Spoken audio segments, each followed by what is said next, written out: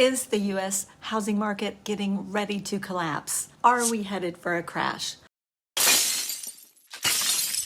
Buyers and sellers are looking at these questions and sitting back and wondering. And when I say sitting back and wondering, I really mean they are literally sitting back. They're on the sidelines. A lot of people are waiting, just trying to figure out what is going on right now in the market, especially buyers. Mortgage applications are way down. I've spoken to some of my lenders that I work with, and they are, seeing way less mortgage applications at this time. And I understand it. With the uncertainty of the interest rates and the market, a lot of people still really feel like the market is going to crash. And I'm going to talk to you guys about that today. I really want you to understand that even though the housing market is taking some hits, it's taken hits such as the doubling of the mortgage rates. We went from 3.5 to almost 6 within a year. And now we're teetering back down to just under 5, but the media doesn't help either because it provides all this gloom and doom, like headlines such as U.S. home prices are about to tumble as demand for new house craters. Another title of an article was Home Builder Confidence Suffers Near Record Plunge. And another one is Scary Times. Builders are slashing home prices and slowing construction as buyers pull back, survey shows. And another one yet is the housing market is entering the most significant contraction in activity since 2006. It's a lot of gloom and doom, and it's really not legitimate. And it's causing home buyers to delay buying and discourage mortgage lenders from lending. So depressing news can have an effect on the housing market, of course. It creates a negative tone and on a national level, and home prices, if you think about it, they have soared over 40% in the past 2 years, according to Case-Shiller Price Index. But truly, with the Fed stepping in and changing the interest rates because they're trying to cool down all the inflation, it's causing a problem for home buyers because they're seeing a home that they could afford last year that they can't afford this year because of the interest rate. And of course, prices have gone up so much. If you go ahead and subscribe to my channel and like this video, of course, only if you think it's helpful, because that helps the YouTube algorithm show my video to people who really need to see this info. And if you're working with a seller, you really have to manage expectations. We're not able to price things like there's no end in sight in price increases. That is for sure. I am seeing a lot of home price decreases. I'm seeing builders doing some price reductions. However, most builders in the Orlando area aren't doing price reductions. I only saw Pulte that did that. Instead, what I'm seeing is they're doing incentives, but the incentives are getting bigger and bigger. For example, one builder, I think it was Taylor Morrison, is doing $40,000 in incentives, and what they're hoping is that buyers will see that they can use some of that $40,000 to buy down the interest rate. However, of course, in recent days, the interest rate did dip a little, so it came in just under 5%. But I just wanted to talk to you for a minute. I really like Dave Ramseys' real estate report on the housing crash, and I feel exactly like he hits the nail on the head. He said one thing and only one thing drives house prices: supply and demand. Anytime there's more supply of something than there is demand, the price goes down. Anytime there's more demand for something and a lot of buyers chasing out a smaller supply, the price goes up. So the same thing applies now as it will always apply. Our inventory levels are way down compared to any year in the past decade. And he brings up a good point that millennials have come of age and prime earning and home buying age. There's now 5 million more millennials in their mid-30s than compared to 2006, when Generation X was in their mid-30s. Plus, in 2007, there were 116 million households in the U.S. compared to 128 million households in 2020. That's 12 million more households wanting to own a home today. This makes for too many buyers chasing too few houses.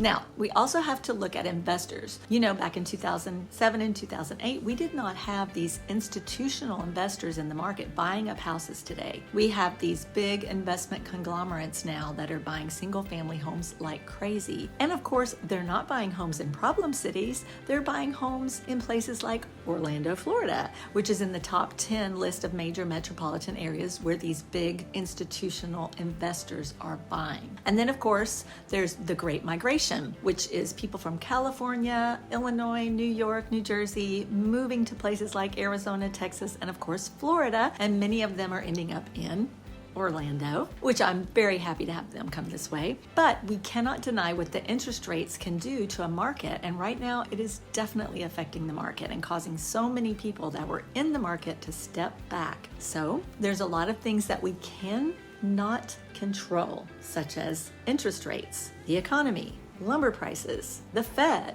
inflation, recession, investors, gas prices. I mean, like Dave Ramsey says, none of these things you can control, but the one thing you can control is yourself. You can watch and be educated and be sure you're not taking in all the bad news out there and focusing on the bad news, because that is what will wear you down. And I'm not saying, don't get me wrong, I am not saying to stick your head in the sand, and I'm not saying there are not things to be concerned about. However, we are still looking at price increases month over month in Orlando. We are looking at price increases, even though I do report a lot about a lot of homes that have reduced their prices in the past couple months. Tons and tons of price reductions I'm seeing right now in the Orlando market. But that is because in most cases, people were getting to this mode of listing way too high and kind of projecting a higher price than what it would appraise for. When I take a listing, I do a comparative market analysis, and this is where we stay. We stay in this price range. We don't say, oh, this is the price range, so we're going to price it way higher. No, we price it in the price range, and then it appraises, and then it sells really quickly. So now you're seeing price reductions, and now it's a 10,000 price reduction, 15,000 price reduction, 20,000 price reduction, and you're still not getting offers. But if you price your home correctly, alongside with your agent, you're not going to see that happen as much. So it's important that we all take a deep breath and understand that this is just a moment in time. We will get through this. The interest rates will be something to watch, and we will just want to stay focused on what we need. So if you need to buy a house, guess what? You live in the payment, not the interest rate, not even the price of the home. So what you do is you get with your lender and you find out what size of payment can you afford. And then of course that correlates with a certain price of a home. And then that's the price range you shop in. So in Orlando right now, we have about 1 3/4 months of inventory, which is great, but it's still considered a seller's market. A balanced market is a 6-month supply of homes. So we're still really at low inventory, and the average days on the market right now are about 20 days on the market. So we have more inventory than we did a few months ago. So this is great. This is helpful. And I feel like we should look at the positive side of things. The number of new contracts is down. It's about 20% down. The total pending sales is about 23% down. The number of closed sales is about 14% down. The average price, though, is up from a year ago. It's up 17.8% from last year into this time. And I really do see that slowing down. So we're looking probably at an overall for this year that will average out by the end of the year at 6 to 8% increase. And then maybe next year we'll be looking at a 3 to 4% gain overall in price. So it's still not a negative net gain. It's still a positive net gain that we're looking at. So let's all keep some perspective here. Keep your eye on the prize. If you really want to buy a house, there's ways to do it. You can buy down the interest rate. Like I said, a lot of builders are offering tons of incentives to buy down the interest rate. And if you can negotiate now, possibly with a seller because of the market being a little more, having more inventory, maybe you can get some closing costs. We haven't been able to do that in the past few years. So there's some things that are definitely positive that are coming out of this change in the market. So don't ever look at me for gloom and doom. You're not going to get it. And please download my free relocation guide. If you're thinking of moving to the Orlando area, I am happy to assist. Have a great day. I will see you on the next one. Bye-bye now.